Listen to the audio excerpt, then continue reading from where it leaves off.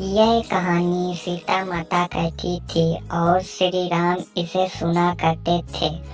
एक दिन श्री राम भगवान को किसी काम के लिए बाहर जाना पड़ गया तो सीता माता कहने लगी कि भगवान, मेरा तो 12 बरस का नित्यनेम नियम है, अब आप बाहर जाएंगे तो मैं अपनी कहानी किसे सुनाऊंगी। श्री राम ने कहा कि तुम कुएं के पास जाकर बैठ जाना और वहाँ जो औरत पानी भरने आएंगी उन्हें अपनी कहानी सुना देना। सीता माता कुएं के पास जाकर बैठ गईं।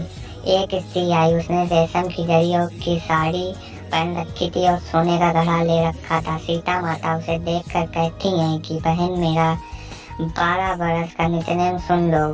पर वह स्त्री बोली कि मैं तुम्हारा नित्यनेम सुनूंगी तो मुझे घर जाने में देर हो जाएगी और मेरी सास मुझे लड़ेगी।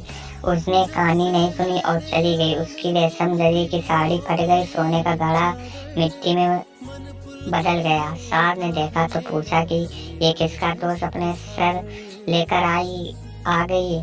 बहू ने कहा कि कुएं पर एक औरत बैठी थी, उसने कहानी सुनने के लिए कहा, लेकिन मैंने सुनी नहीं, जिसका यह फल मिला। बहू की बात सुनकर अगले दिन वही साड़ी और घड़ा लेकर सास कुएं के पास गई। सास को वही माता सीता बैठी मिली तो माता सीता ने कहा कि बहन, मेरी कहानी सुन लीजिए। सास बोली कि एक बार छोड़ो, मैं 2-4 बार कहानी सुन लूंगी।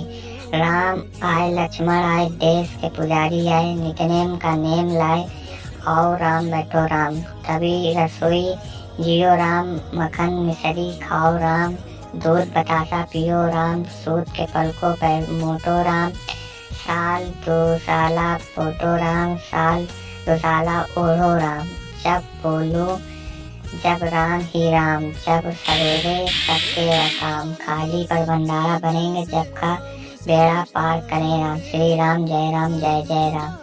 सास बोली कि बहन, कहानी तो बहुत अच्छी लगी। कहानी सुनकर सास घर चली गई और उसकी साड़ी फिर से रेशम जरी की बन गई, मिट्टी का घड़ा फिर से सोने में बदल गया। बहू कहने लगी, सासू माँ, आपने ये सब कैसे किया। सास ने कहा कि बहू, तू दोष लगा के आई थी और मैं अब दोष उतार कर आ रही हूँ। बहू ने फिर पूछा कि वह कुएं वाली थी कौन है। सास बोली कि वह सीता माता थी। वे पुराने से नया कर देती, खाली घर को भंडार से भर देती हैं। वह लक्ष्मी जी का वास है कर देती। सुना तो सास बोली कि ठीक है, तुम भी सुन लो। सास ने कहानी शुरू कि राम आए, लक्ष्मण आए, देश के पुजारी आए, नित्यनेम का नेम लाए, और राम बैठो राम, तभी रसोई जियो राम, मक्खन मिश्री खाओ राम, दूध बतासा पियो राम, सूत के फलक मोटो राम, साल 2 साला पोठो राम, साल 2 साला ओढ़ो राम, खाली घर भंडार भरे राम, सबका बेड़ा पार करे राम, श्री राम जय जय राम। कहानी सुनकर बहू बोली कि कहानी तो बहुत अच्छी है। सास ने कहा कि ठीक है, इस कहानी को रोज कहा करो। अब सास बहू रोज सवेरे उठती, नहाती धोती और पूजा करने के बाद नित्यनेम की सीता की कहानी कहती। एक दिन उसने पड़ोसन की औरत को बोली कि बहन, जरा सी आँख देना, तो वह बोली कि आँख अभी चलाई नहीं है। पड़ोसन ने कहा कि तुम मुझसे 4 बजे से उठकर क्या कर रही थी।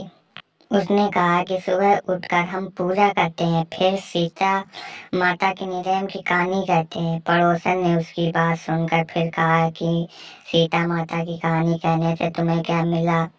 वे बोली कि इनकी कहानी कहने से घर में भंडार भर जाते हैं, सारे काम सिद्ध हो जाते हैं, मन की इच्छा भी पूरी होती है। पड़ोसन कहती है कि बहन, ऐसी कहानी तो मुझे भी सुना। तो फिर वह बोली कि ठीक है, तुम भी यह कहानी सुन लो। राम आए, लक्ष्मण आए, देश के पुजारी आए, निधन का नेम लाए, और राम बैठो राम। सारी कहानी सुनने के पड़ोसन कहने लगी, बहन, कहानी तो मुझे बहुत अच्छी लगी। अब वह पड़ोसन भी नित्यनेम सीता माता की कहानी कहने लगी। कहानी कहने से सीता माता ने पड़ोसन के भी बना दिया। तो में नित्यनेम की कथा चल रही पड़ी। हर किसी की मनोकामना पूरी होने लगी है। सीता माता जैसे अपने उनके भंडार भरे, वैसे ही आप हमारे भी भंडार भरना। कहानी सुनने वाले के भी और कहानी कहने वाले के भी। उत्तर प्रदेश, बिहार, हिमाचल प्रदेश और हरियाणा के कुछ क्षेत्रों में आज भी यह कथा सीता जयंती पर चाव से सुनाई जाती है। तो दोस्तों, कैसी लगी मेरी कहानी? अच्छी लगी तो चैनल को सब्सक्राइब करें, लाइक करें।